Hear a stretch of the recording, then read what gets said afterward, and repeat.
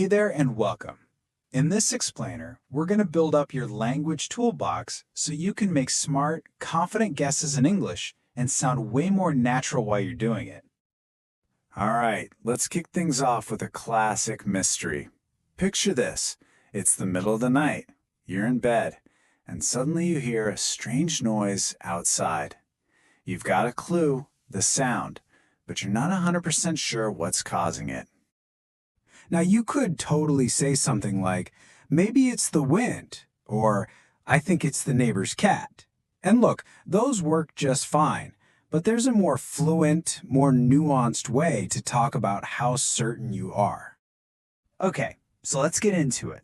We're going to open up what I call your speculation toolbox. The perfect tools for this job are a special kind of verb called modal verbs. Now, I know the name sounds a bit technical, but trust me, they're actually really simple, powerful words you're going to use all the time. So here are the core tools. It helps to think of these like a confidence meter. If you're pretty much convinced something is true, like 95% sure, you're going to use must. If you're 95% sure it's not true, that it's impossible, you'll use can't. And for everything in the middle, that 50-50 toss-up, well, that's where might, may, and could come in handy. Okay, time to put these tools to work. First up, we're going to focus on how to make guesses about what's happening right now, in the present moment. And you're going to love this because the formula is super simple. All you do is take your modal verb, must, might, or can't, and then you just add the main verb right after it, in its basic form. That's it. That's the whole structure. So when would you say this? Well, imagine you look outside and literally everyone on the street is carrying an open umbrella. You're not outside getting wet, but you have very strong evidence. You're almost certain it must be raining. Here's another one where you're pretty sure. Picture this. You show up at your friend's house, it's dark, all the lights are off, and their car isn't in the driveway. Based on those clues, it seems impossible that they're inside. They can't be home. And this is a perfect example of that 50-50 possibility. You see a baby that seems a little uncomfortable or fussy. You're not a mind reader, you don't know for sure what's wrong, but it's a reasonable guess. She might need to burp. It expresses that uncertainty perfectly. All right, so that's the present tense. Pretty straightforward, but what happens when the mystery's already over? How do we use these awesome tools to make educated guesses about something that's already happened in the past? To talk about the past, we just tweak the formula a little bit. It's a simple three-step recipe. You start with your modal verb, you always follow it with the word have, and then you finish with the past participle of the main verb. Okay, quick heads up.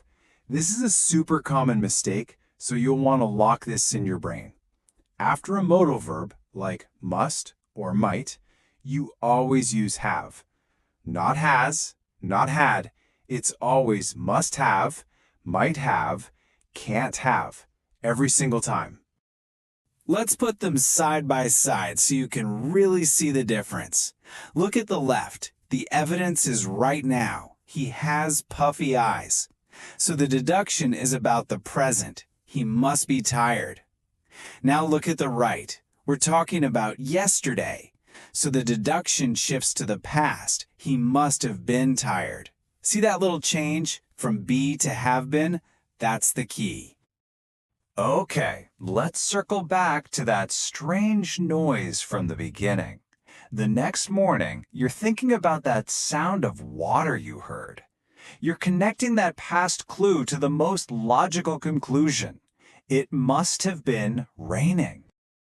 Okay, here's a different situation. Your friend walked right past you this morning and didn't say hi. Weird, right? Now you could get upset or you could offer a possible reason. You're not sure, so you say, she might not have seen me. You're not jumping to a negative conclusion. And for this last one, it's all about pure logic. You know your coworker just got a huge project yesterday.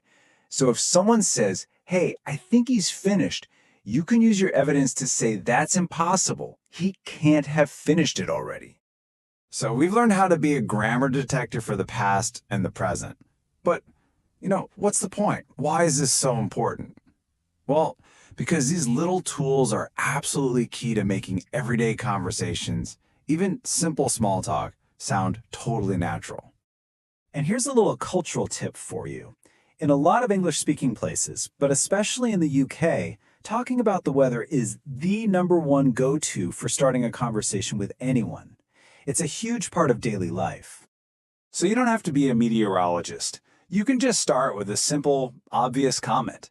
If the sun is out and it's beautiful, a simple, "How nice is today?" is a perfect way to kick off a quick chat. And here's where your new skills come in. You look up, you see some gray clouds starting to gather. You're not 100% sure, but you can make a very natural sounding prediction. It might rain soon. Or let's say you've checked a weather app and it looks promising for tomorrow. It's not a guarantee, just a possibility. So you could say, "It could be a good day tomorrow for a barbecue." You're just sharing a hopeful idea, not making a firm plan. All right, now it's your turn. Let's put you in the detective seat. Here's the evidence on the screen. What do you think? What might have happened here? Thinking through these kinds of everyday mysteries is exactly how you get comfortable with these tools, and it's what will make your English sound so much more authentic. So, what's your best guess?